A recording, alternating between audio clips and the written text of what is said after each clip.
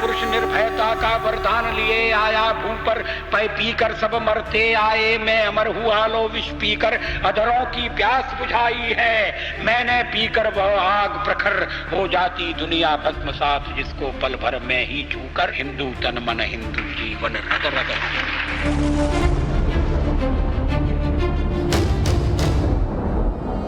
हमारी सरकार देश की ऐसी ही विभूतियों की प्रेरणा से देश को नई ऊंचाई पर ले जाने का काम कर रही है।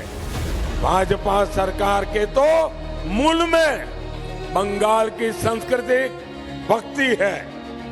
वेद से विवेकानंद तक और नेताजी सुभाष चंद्र बोस से लेकर डॉक्टर श्यामा प्रसाद मुखर्जी तक हमारे चिंतन मनन को बंगाल की ऊर्जा ने ही प्रभावित किया है।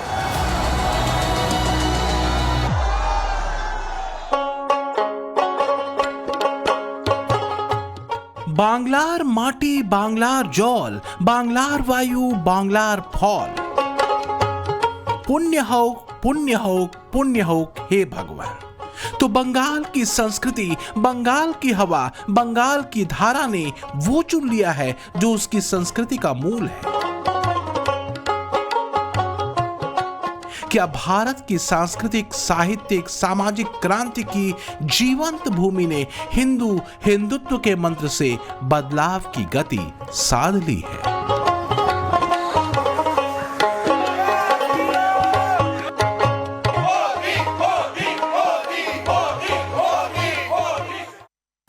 बंगाल के भगवा सूर्योदय में 3 तस्वीरें चमकी हैं।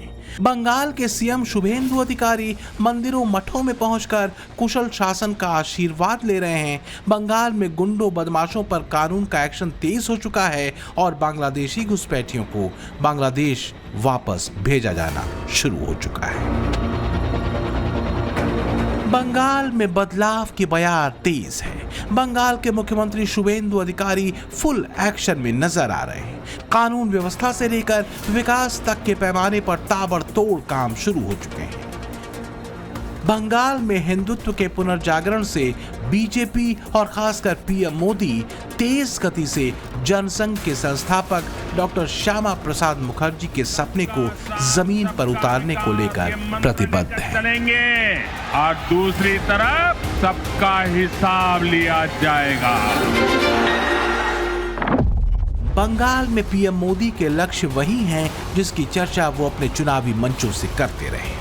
बांग्लादेश के अवैध घुसपैठियों को बंगाल से बाहर भेजना, कानून व्यवस्था के राज को मजबूती से स्थापित करना, खास वोट बैंक के तुष्टीकरण का खात्मा और सबके संतुष्टीकरण पर फोकस, टीएमसी के कथित सिंडिकेट राज का खात्मा, विकास की गति में करीब 8 दशक पीछे छूटे बंगाल के तेज विकास पर फोकस और सबसे बड़ी बात बंगाल की महिलाओं की सुरक्षा के संकल्प की सिद्धि। मोदी ने बंगाल की बहनों बेटियों के लिए भी एक गारंटी दी है। बेटियों के साथ हुए हर अन्याय, हर रेप केस की फाइल खुलेगी। अपराध करने वाले और अपराधियों को बचाने वाले कोई नहीं बचाएगा, कोई नहीं बचाएगा। चुन चुन करके हिसाब लिया जाएगा। मां माटी मानुष का नारा देने वाली टीएमसी के 15 सालों के राज में वोट बैंक के तुष्टीकरण और सिंडिकेट के खेल ने सबसे ज्यादा नुकसान मां माटी मानुष का ही किया। बंगाल में बदलाव के बाद अब महिलाओं का गुस्सा फूट भी रहा है।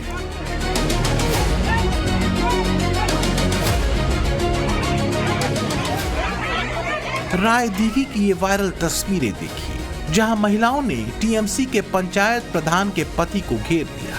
महिलाओं के मुताबिक ये शख्स टीएमसी राज में जबरन वसूली करता था। अब जब टीएमसी की सरकार नहीं है तो महिलाओं ने उसे घेर लिया और जमकर चप्पलों से कुटाई कर दी।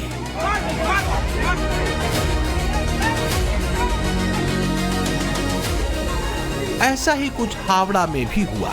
ये शख्स टीएमसी के पूर्व मंत्री अरूप रॉय का बेहद करीबी गुर्गा था। लोगों के मुताबिक ये शख्स शोषण और जबरन वसूली करता था। ऐसे में जब ये शख्स महिलाओं को एक अस्पताल में मिला तो महिलाओं ने इसके ऊपर भी चप्पलें बरसा दी। तो बीरभूम से लेकर बशीरहाट और यहां तक कि उत्तर 24 परगना तक में ताबड़तोड़ एक्शन है। बीरभूम के दुबराजपुर की ये तस्वीरें देखिए, जहां टीएमसी पार्षद का सहयोगी पीएम आवास योजना की फाइल क्लियर कराने के नाम पर वसूली कर रहा था। अब सत्ता बदलने के बाद जब स्थानीय लोग जवाब मांगने पहुंचे तो पार्षद तो अपने घर में छिप गया, लेकिन उनका करीबी जनता के हत्थे चढ़ गया, जिसके बाद जनता ने पीट पीट कर उसके कपड़े फाड़ दिए। बशीरहाट में टीएमसी नेताओं की एक और काली करतूत बेनकाब हुई। ग्रामीणों ने एक टीएमसी पंचायत समिति सदस्य को उस वक्त रंगे हाथ पकड़ लिया जब वो सरकारी राहत सामग्री को एक बंद पड़े मकान में छिपा रहा था।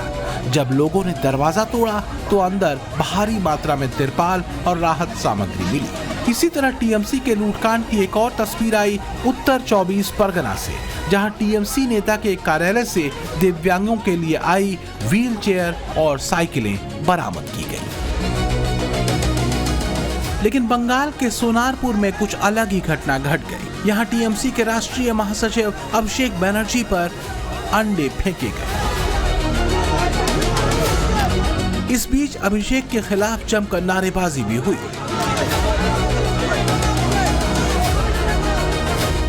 All BJP sponsored. अब देखिए क्या हाल किया गया है। यह है इनका लोकतंत्र का नमूना। 1 महीना हुआ नहीं। जाहिर है हिंसा या हमले को किसी भी रूप में सही नहीं ठहराया जा सकता। अगर ऐसी घटनाएं होती हैं तो भी सरकार और प्रशासन को ज्यादा सतर्क रहने की जरूरत है, क्योंकि आखिरकार सवाल लॉ एंड ऑर्डर पर ही उठेंगे। लिहाजा इस हमले की भी पूरी जांच जरूरी है।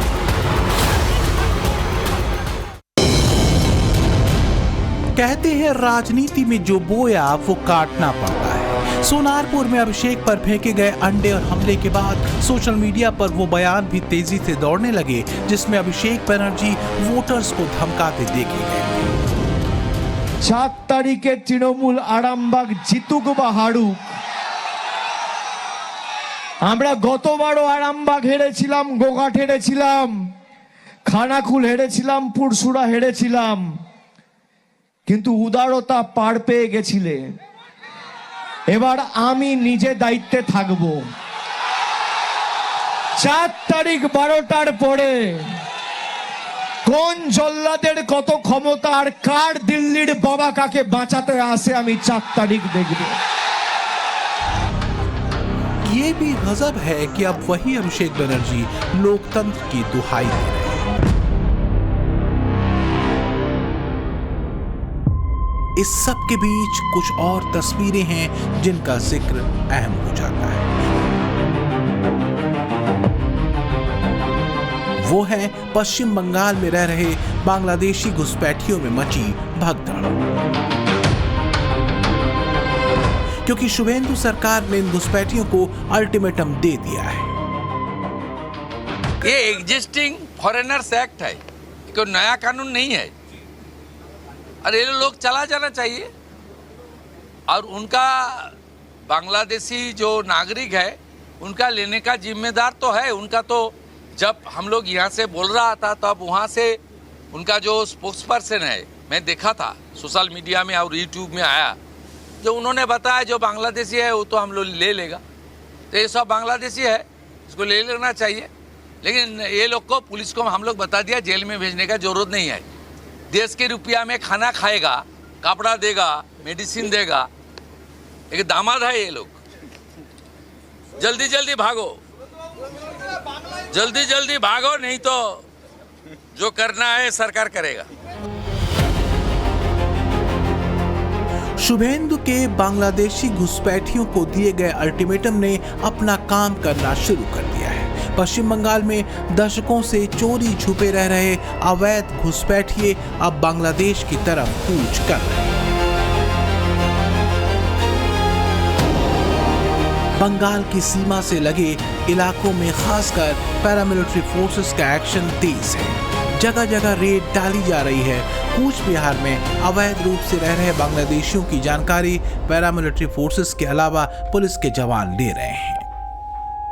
पश्चिम बंगाल में लगातार अवैध बांग्लादेशी घुसपैठियों के ऊपर कार्रवाई चल रही है। होल्डिंग सेंटर बनाए गए हैं और अब पश्चिम बंगाल की जो पुलिस है वो लगातार अलग अलग इलाकों में जो बॉर्डर एरियाज हैं वहां पर रेड कर रही है, छानबीन कर रही है और अगर कोई भी संदिग्ध इस तरीके से मिल रहा है तो उससे पूछताछ भी कर रही है।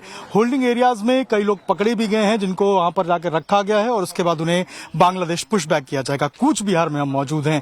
कूच बिहार का ये अगर मैं बताऊं आपको तो ये एक गाँव है जहाँ इस वक्त हम मौजूद हैं और यहाँ अगर आप देखेंगे तो यहाँ पर जो पुलिस की टीम है वो यहाँ पर आई हुई है, पैरामिलिट्री फोर्स की टीम है वो यहाँ पर पहुंची हुई है और वो लगातार यहाँ पर जो लोग हैं उनसे बातचीत कर रही है, देख रही है कि वो यहाँ के हैं कि नहीं, उन्हें बता रही है कि अगर कोई भी संदिग्ध दिखे तो उसकी जानकारी पुलिस को दी जाए। लगातार पुलिस पेट्रोलिंग कर रही है। सीआरपीएफ की टीम भी आपको नजर आएगी। पैरामिलिट्री फोर्स जो है वो भी लगातार पुलिस के साथ यहाँ पर अलग अलग जो गाँव है वहां पर जाकर चेकिंग अभियान जो है वो कर रही है।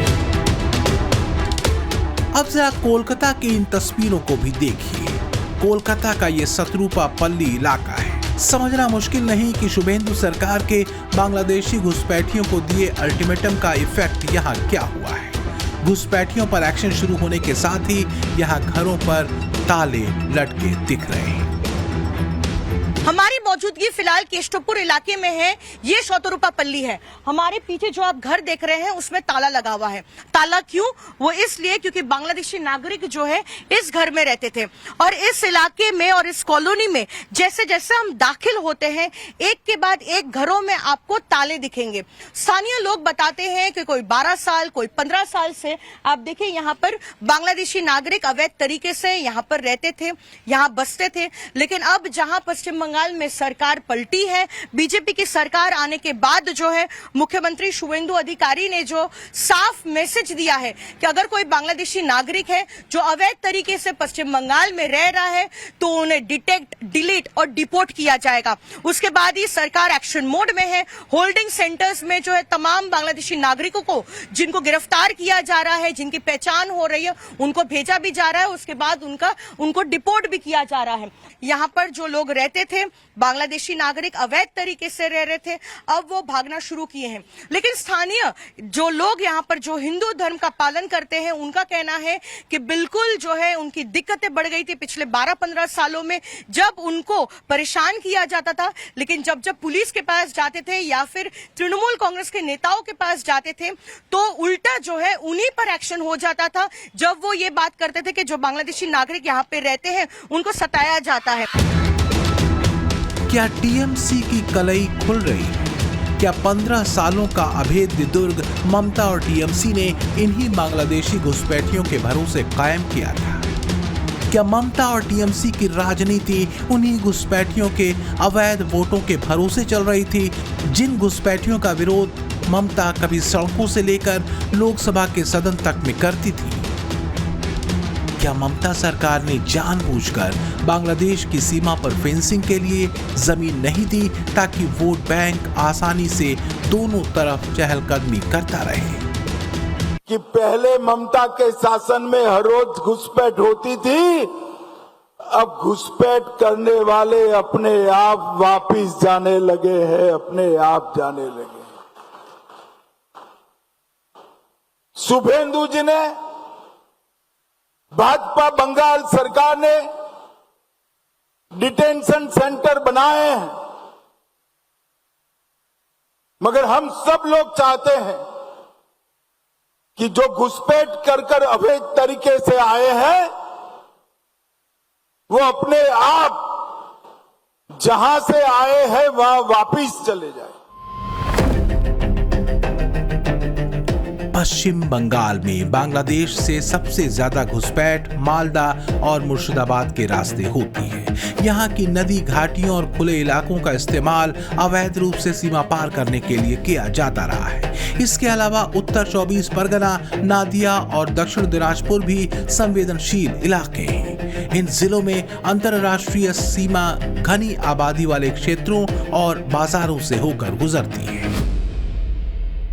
ये जो पूरा हिस्सा आप देख रहे हैं ये पूरा अनफेंस्ड इलाका है। ये पूरा आप देखें, ये पूरा बॉर्डर जो है ये पूरा एक तरीके से हम कहें तो बीएसएफ यहाँ पर लगातार चौकसी करती है। और जो सामने आप पिलर देख रहे हैं ये दरअसल वो 0 पॉइंट है, उसके बाद से पूरा बांग्लादेश का जो हिस्सा है वो शुरू हो जाता है। आप सोचिए कितनी आसानी होती होगी बांग्लादेश के लोगों को यहाँ पर आने के लिए, इलीगल लोगों को यहाँ पर आने के लिए। आप भी यहीं रहते हैं? हम तो एक ही घर है, भैया है। भाई है, तो ये जमीन पहले क्यों नहीं दिया जा रहा था, आप लोग दे रहे हैं? ये बांग्लादेश का हिस्सा है आगे चल के। नहीं तो इंडिया है, जो थोड़ा देर वो बाद में वो बाजार का उधर वो बांग्लादेश है। तो वहाँ से लोग आते हैं यहाँ पे? इधर तो पहले जाना आना का था, बैरिकेड नहीं था जब। अभी तो जो बैरिकेड बना है वो माने रेडीमेड, हाँ अभी तो थोड़ा बंद हो गया। अभी जाने आने का कोई पहले लोग बहुत संख्या में कोई पहले जाता था, अभी नहीं है। चौकसी बढ़ा दी गई। हाँ अभी जो बैरिकेड होगा अच्छा होगा, हम लोग के लिए बहुत अच्छा होगा। आप चाहते हैं फेंसिंग हो? हाँ फेंसिंग हो, हम लोग चाहता है। तो जमीन आप लोगों ने दिया है? हाँ देता है, तो सारे आदमी दे दिए। कोई दिक्कत परेशानी? नहीं कोई दिक्कत परेशानी नहीं है। तो ये इतने साल बाद आप लोग जमीन दे रहे हैं, पहले क्या जमीन नहीं मांगा जा रहा? तो इधर माने बैरिकेड होने के बाद नहीं था पहले, अभी हुआ, अभी देता है आदमी। बंगाल में बदलाव की धारा ने क्या अपना काम करना शुरू कर दिया है? क्या बंकिम बाबू और श्यामा प्रसाद मुखर्जी के हिंदुत्व की भगवा लहर ने सांस्कृतिक राष्ट्रवाद के उस चेतना बीज को बंगाल की धरा पर फिर से अभिसिंचित कर दिया है, जिससे विशुद्ध और विराट बंग संस्कृति की कोपले फूटेंगी?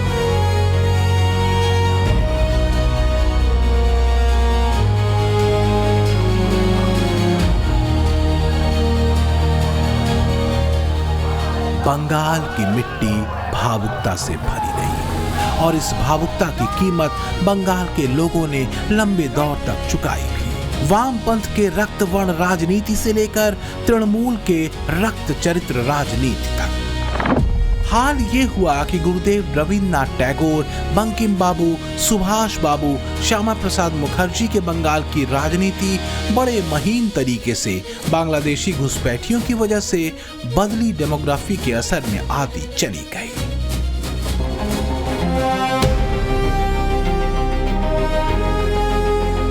बंगाल के कई जिलों की आबादी घुसपैठियों ने बदल कर रख दी और तो और इनमें से कई परिवारों ने राशन कार्ड, आधार कार्ड, यहाँ तक कि फर्जी वोटर आईडी तक बनवा लिए थे। चुनाव आयोग के एसआईआर ने भी ऐसे घुसपैठियों को राजनीतिक सिस्टम से बाहर करने में अहम भूमिका निभाई। अब केंद्र सरकार ने देश की आबादी में हो रहे इस असामान्य बदलाव की स्टडी के लिए हाई लेवल कमेटी का गठन किया है, जिसकी घोषणा पीएम मोदी ने 15 अगस्त 2025 को लाल किले से की थी। जब डेमोग्राफी परिवर्तन होता है, सीमावर्ती क्षेत्रों में डेमोग्राफी में परिवर्तन होता है, तब राष्ट्रीय सुरक्षा के लिए संकट पैदा होता है और कोई देश अपना देश घुसपैठियों के हवाले नहीं कर सकता है। दुनिया का कोई देश नहीं कर सकता है, तो हम भारत को कैसे कर सकते हैं? मैं आज लाल किले की प्राचीर से कहना चाहता हूं, हमने एक हाई पावर्ड डेमोग्राफी मिशन शुरू करने का निर्णय किया है। डेमोग्राफी पर बना हाई पावर डेमोग्राफी मिशन ये पता लगाएगा कि कहां आबादी अचानक बहुत ज्यादा बढ़ गई है। हर स्तर पर आबादी में बदलावों की रिपोर्ट बनाई जाएगी। आबादी बढ़ने वाले क्षेत्रों में सीमित संसाधनों से अतिरिक्त दबाव कम करने के लिए नीतियां बनेंगी। साथ ही भविष्य में सीमा सुरक्षा मजबूत करने के लिए कदम उठाए जाएंगे और नागरिकता नियमों को कड़ा करने के लिए कानून लागू किए जा सकते हैं। लेकिन एक्शन सिर्फ घुसपैठियों तक सीमित नहीं है। शुभेंदु सरकार एक जगह और ताबड़तोड़ एक्शन ले रही है। ममता बनर्जी के नेताओं ने जो सरकारी खजाना लूटा और उसको छुपाया, अब शुभेंदु सरकार उसे जमीन खोद कर निकाल रही है। टीएमसी के कई नेताओं के ठिकानों से लाखों रुपए बरामद हो रहे हैं। हिंसा और रंगदारी के आरोपी टीएमसी नेताओं की गिरफ्तारी हो रही है। कानून व्यवस्था सख्त करते हुए बंगाल पुलिस शमीम अहमद और बप्पा शेख जैसे टीएमसी से जुड़े लोगों की परेड निकाल रही है। नई सरकार ने लक्ष्मी भंडार योजना समेत कई सरकारी राहत योजनाओं में कथित अनियमितताओं की जांच भी शुरू कर दी है। उत्तर 24 परगना का बीजपुर इलाका और वहीं का ये रेलवे कॉलोनी बौनी, जिसका नाम जो है अभिजीत राय है, और इस पूरे इलाके में खौफ बन गया था। हम आपको दिखा रहे हैं कहां से वो ऑपरेट करता था। इस जो ऑफिस आप देख रहे हैं यहाँ पर, उसको तृणमूल कांग्रेस के पार्टी दफ्तर के तौर पे इस्तेमाल करता था। बौनी के साथ जो है तृणमूल कांग्रेस के नेता कार्यकर्ता इस दफ्तर में बैठते थे। अभी भी अगर आप देखें तो यहाँ पर टेलीविजन सेट, ममता बनर्जी की फोटो और तमाम चीजें यहाँ पर रखी हुई है। लेकिन उसकी गिरफ्तारी के बाद जो है यहाँ पर इलेक्ट्रिसिटी कनेक्शन को जो है डिस्कनेक्ट कर दिया गया है, और आज उसका जिस तरह से हाल हुआ है, उसके पास न तो कोई तृणमूल कांग्रेस के नेता है या फिर कार्यकर्ता है, क्योंकि हर कोई डरा हुआ है। क्योंकि बौनी की इलाके में जो लोगों को डराया धमकाया करता था, अगर अब वो निकले तो उनके साथ जो है वही हाल होगा। पश्चिम बंगाल को लेकर पीएम मोदी का नक्शा क्लियर है। बंगाल को एक बार फिर उसकी पुरातन संस्कृति के साथ ही तेज विकास के रास्ते से जोड़ना, ताकि करीब 6 दशकों से पीछे छूटा बंगाल एक बार फिर अपने विकसित वैभव की तरफ लौटे। लेकिन क्या ये इतना आसान होगा? क्योंकि वोट बैंक वाले घुसपैठिए अपने गणित के साथ तैयार हैं और वो बस एक मौके के इंतजार में हैं। आमी शुभेंदु अधिकारी। बंगाल में बदली हवा के रुख को अब बंगाली मानुष छोड़ने वाला नहीं, क्योंकि बदलाव दिख रहे हैं। घुसपैठियों पर एक्शन से लेकर करप्शन के खेल तक पर प्रचंड प्रहार चल रहा है। एक्सपर्ट कहते हैं कि जिस स्पीड से शुभेंदु हिंदुत्व के गौरव को लौटाने में लगे हैं, उसे देखकर तो लगता है कि वो बहुत जल्द योगी आदित्यनाथ और हिमंता बिस्वा शर्मा की कतार में खड़े हो सकते हैं। पश्चिम बंगाल के सीएम शुभेंदु अधिकारी के बड़े कदमों पर जरा नजर डालिए, जैसे घुसपैठियों को अल्टीमेटम, सड़क पर नमाज पर प्रतिबंध, गोवंश संरक्षण पर सरकार सख्त, मदरसों में वंदे मातरम गाना अब अनिवार्य है। इसके साथ ही माफियाओं पर एक्शन भी शुरू हो चुका है, फाइलें खुलने लगी हैं। जैसे शांतनु सिन्हा विश्वास अंदर में है, सुजीत बोस अंदर में है, आने वाला दिन में सब भ्रष्टाचारी को जेल के अंदर डालने का काम। एबी का एजेंट भी झुक गया, आगे एबी भी झुकेगा, चिंता मत करिए। अभिषेक बनर्जी चोर है, सबको पता है। जिस परिवार के पास सीमेंट बालू का दुकान था, वो आज हजारों करोड़ का मालिक है। अभिषेक बनर्जी के आलिशान घर पर कोलकाता नगर निगम का नोटिस चिपक गया। नोटिस के मुताबिक इमारत के कुछ हिस्से गैर कानूनी तरीके से बनाए गए थे। नोटिस में ताकीद की गई कि या तो अभिषेक अनधिकृत हिस्से को खुद तोड़वा लें, नहीं तो कोलकाता नगर निगम तोड़ देगा और तोड़ने का खर्चा भी उन्हीं से वसूलेगा। हालांकि टीएमसी ने इसे एक राजनीतिक स्टंट करार दिया, जबकि सरकार की तरफ से कहा गया कि व्यक्ति चाहे कोई भी हो, कानून या नियमों से ऊपर नहीं। अब कोई अगर इलीगल घर बना के रखेगा तो वो तो आज अभिषेक बनर्जी हो, ममता बनर्जी हो, जावेद खान के बेटे हो, राजू नौशकर हो या पप्पू सोना, नियम सबके लिए सेम है। अगर आपके पास पेपर है, ले आइए पेपर, हम लोग देखेंगे आपका बिल्डिंग लीगल है कि नहीं। लीप्स एंड बाउंड्स का घर है, आपका पिताजी का घर है अभिषेक बनर्जी, आपको जवाब देना पड़ेगा। लेकिन बंगाल में कुछ और भी हुआ जो ऐतिहासिक था। शुभेंदु दा ने रेड रोड का 107 साल पुराना एक रिकॉर्ड तोड़ दिया। बकरीद के मौके पर 1919 के बाद पहली बार कोलकाता के रेड रोड पर नमाज नहीं पढ़ी गई। शुभेंदु सरकार ने सड़क पर नमाज पढ़ने पर रोक लगाई थी। शुभेंदु का संदेश बिल्कुल क्रिस्टल क्लियर है, कोई तुष्टीकरण नहीं और किसी कीमत पर नहीं। रेड रोड को एक तरह से कोलकाता की लाइफलाइन माना जाता है। साल में 2 बार रेड रोड नमाज के लिए बंद कर दी जाती थी, जिससे आने जाने वाले लोगों को खासी परेशानी का सामना करना पड़ता था। घंटों रोड जाम होती थी, लेकिन इस बार यह नियम बदल दिया गया।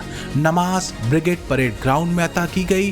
रही बात बंगाल के मुख्यमंत्री शुभेंदु अधिकारी की, तो वो इस मौके पर गो पूजा करके एक बड़ा गहरा संदेश बंगाल को देते दिखे। राजनीतिक विश्लेषक कहते हैं कि बंगाल ने बदलाव चुना क्योंकि उसकी सांस्कृतिक पहचान सिमट रही थी। बंगाल के तीज त्योहारों पर वोट बैंक वाला संतुलन हावी था। लोग दावा करते हैं कि रामनवमी के जुलूस से लेकर जय श्री राम के नारे और यहां तक कि कई सीमाई इलाकों में तो दुर्गा पूजा को लेकर भी फतवे जारी होते थे। लेकिन अब बंद मंदिर खुल रहे हैं और बंगाल कह रहा है शुभेंदु मोदी के संकल्प की सिद्धि की तरफ बढ़ रहे हैं, जो वास्तव में सोनार बांग्ला का संकल्प है। ब्यूरो रिपोर्ट, टाइम्स नाउ, नव भारत।